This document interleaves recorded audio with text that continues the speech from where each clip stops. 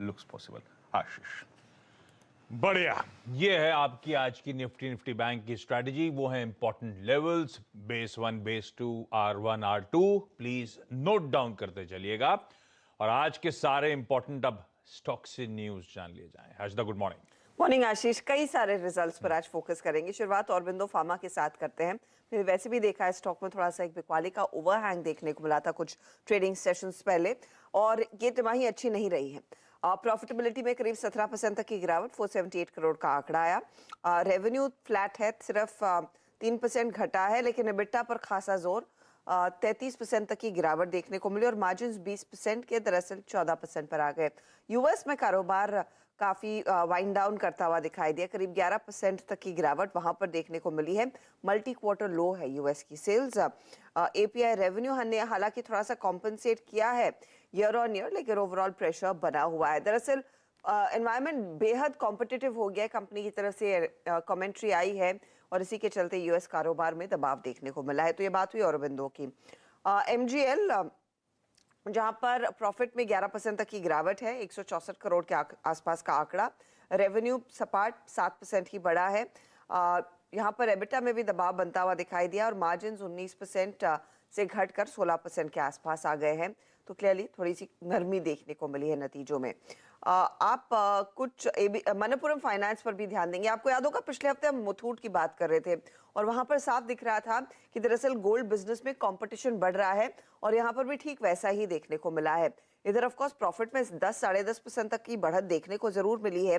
ब्याज से आय अगर आप देखेंगे 12% बढ़ती हुई साल दर साल, लेकिन एसेट्स अंडर मैनेजमेंट में सिर्फ 8% तक की वृद्धि देखने को मिली है। क्वार्टर ऑन क्वार्टर एकदम फ्लैट है, यानी कि पिछले साल एक फेवरेबल बेस के चलते ईयर ऑन ईयर गेन जरूर देखने को मिला है, ग्रोथ लेकिन नर्म है। अब गोल्ड लोन बिजनेस में अगर आप देखेंगे क्वार्टरली 6% तक का डिक्लाइन है और ईयरली सिर्फ 2% ही बढ़ा है ये।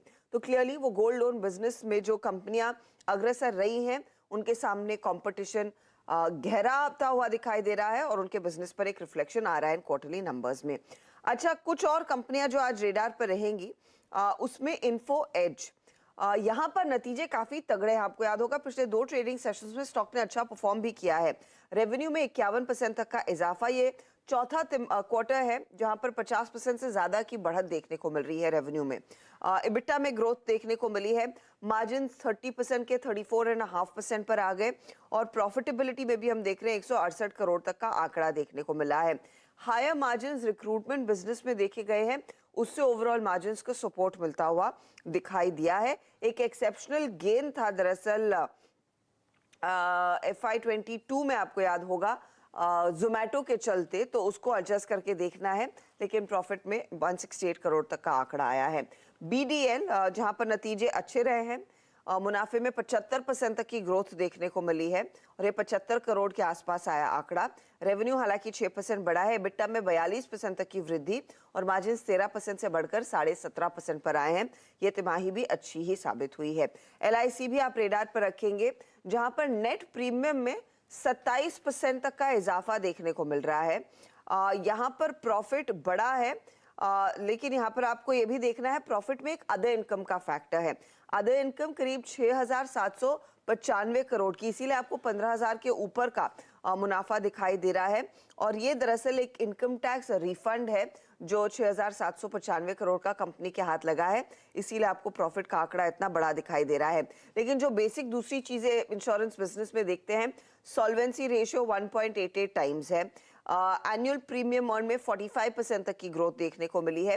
वैल्यू ऑफ न्यू बिजनेस करीब 63% ग्रो होता हुआ और VNB मार्जिन्स जो है वो भी इंप्रूव होकर 15% पर आए हैं, जहां पर पिछले साल इस तिमाही में करीब 13% के आसपास थे। ये क्वार्टरली होता है, सॉरी, कंपैरिजन VNB का। तो क्लियरली वहां पर हमने देखा है कुछ इजाफा बनता हुआ दिखाई दिया है। तो ये कुछ कंपनियां, इनफैक्ट बहुत सारी कंपनियां जिनके नतीजे आए। कैपिटल गुड्स पर फोकस रहा जाएगा आज। ABB, थर्मैक्स सबके नंबर्स देखने को मिले और भेल के भी। भेल के कमजोर आए हैं, भेल के कमजोर है और ABB के अच्छे हैं। वीरू, आप कुछ कहना चाहेंगे BHEL के नंबर्स पे? नहीं, कोई नहीं। आज आगे 8 बजे के शो में सारे नंबर्स डिटेल में चर्चा करेंगे और एक्सपर्ट से जो हम व्यू नहीं दे रहे हैं वो एक्सपर्ट से व्यू भी लेंगे। अच्छा, आज का इवेंट्स कैलेंडर भाई